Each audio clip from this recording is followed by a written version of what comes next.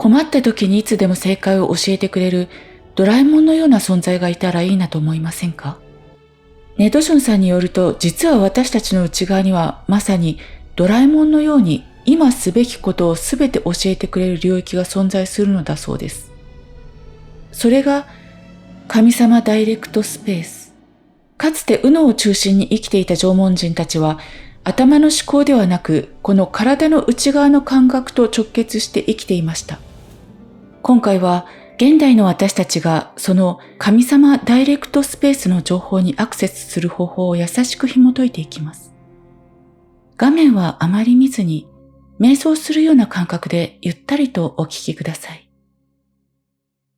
かつて縄文時代の人々は今のように左脳的な考えによって行動を組み立ててはいませんでした。現代人はこうすればこうなる、だからこっちを選ぼうと論理的に計算して動きますよね。しかし、右脳を中心に生きていた当時の人々は違いました。体の奥深くにある感覚の中に、今すべきことを教えてくれる内なる導き手が存在していたのです。まるで神様のような声が直接響く空間が体の中にありました。そもそも感覚というものには理屈がありません。怖いから怖い、楽しいから楽しい、駆け出したい、お腹の底から笑いたい、眠い。それはまるで3歳くらいまでの無邪気な子供のような世界です。もちろん大人になった私たちにも五感はありますよね。私たちは普段景色を見ながら飛行機の音を聞き、カップの温かさを手に感じ、コーヒーを味わい、その香りを堪能しています。これらはバラバラではなく、体の内側で同時に高度に統合されて存在しています。この感覚の世界には、底が見えない、深く水をたたいたプールのような深さがあります。そして、その感覚世界のさらに底に、神聖な雰囲気をまとった巨大な空間が重なっているのです。これこそが今回ご紹介する神様ダイレクトスペースです。弥生時代よりも前の右脳意識の人間たちはみんなこの空間を持っていて、そこに耳を傾けることで今何をすべきかを教えてもらっていました。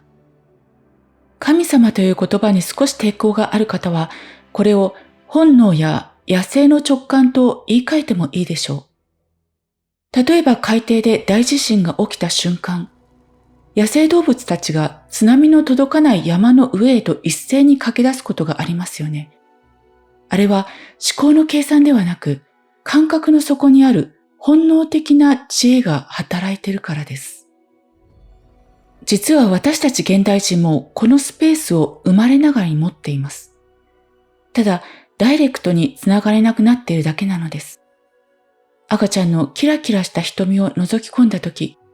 そこからピュアで圧倒的な愛が押し寄せてくるのを感じたことはありませんか？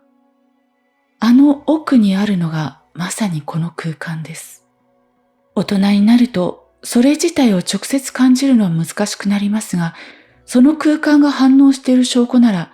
誰もが日々受け取っています。何かはわからないけどはっきりしなくてもやもやする。それはあなたの深いところにある神様ダイレクトスペースが今も休まず動き続けていて、今知るべき大切なことを表面に浮かび上がらせようとしてくれているサインなのです。ではなぜ私たちはこの素晴らしい内的空間を忘れてしまったのでしょうか？実は今から約3000年前、全人類の意識がこの空間をパタリと失ってしまう大変化が起きました。それまでは人生のすべてを教えてくれるチュートリアルがついていたようなものです。それが突然終わり、ゲームの自動キャラクターだった人間たちにいきなり自由意志と命が宿ったのです。頼るべき内なる声がなくなり、正しいことがわからなくなった人類は強い不安に襲われました。だから身を守るために集まって暮らし、武器を作り、高い塀を立てて奪い合う世界が始まってしまったのです。ルールをガチガチに固め、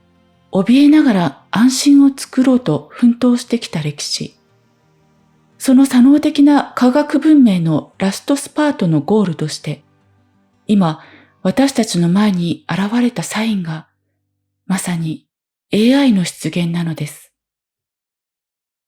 では私たちはどうすればこの神様ダイレクトスペースともう一度ダイレクトにつながることができるのでしょうか。ここからは具体的なステップをお話しします。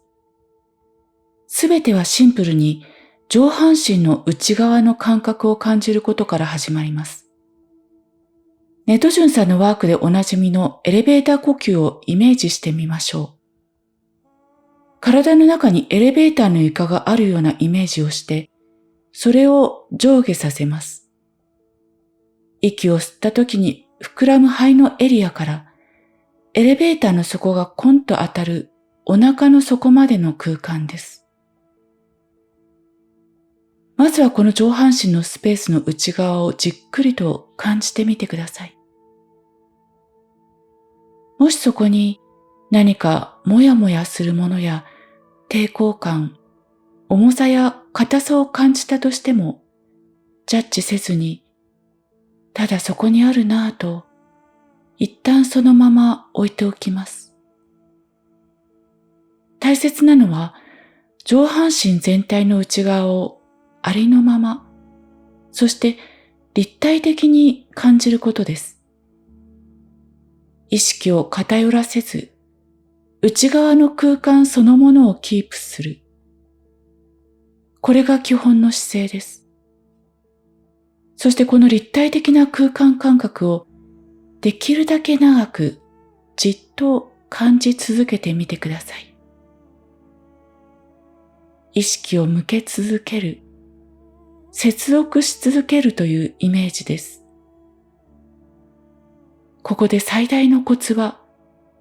何もなさに耐えることです。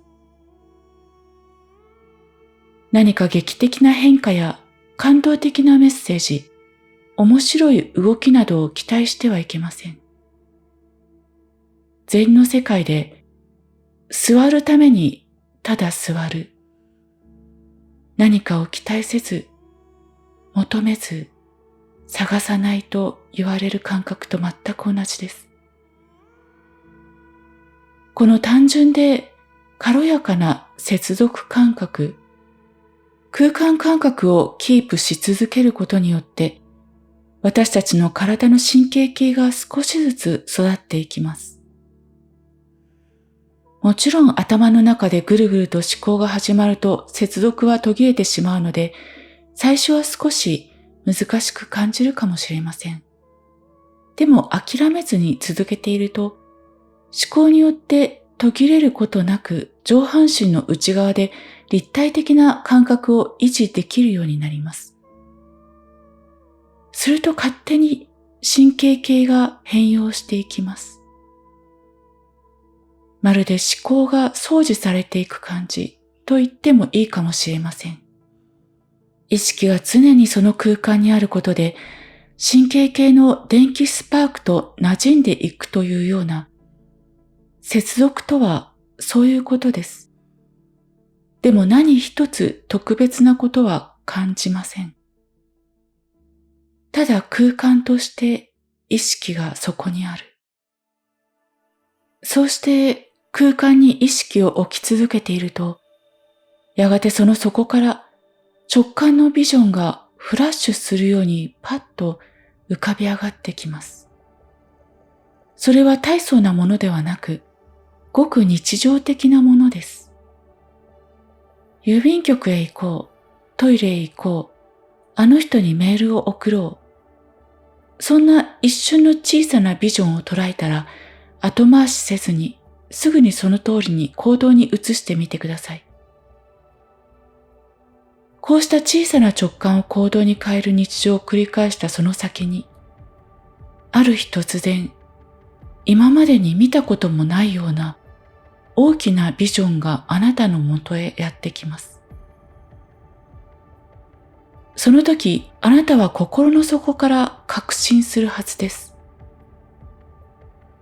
ああ、なるほど。この内なる空間の底に大いなる存在がいたんだな。ものすごくダイレクトにつながってるんだなって。それこそがあなたが本来の生き方を取り戻す神様ダイレクトスペースの覚醒です。今回の内容、あなたはどう感じましたか？最後に上半身の内側の空間をただ感じる時間をお過ごしください。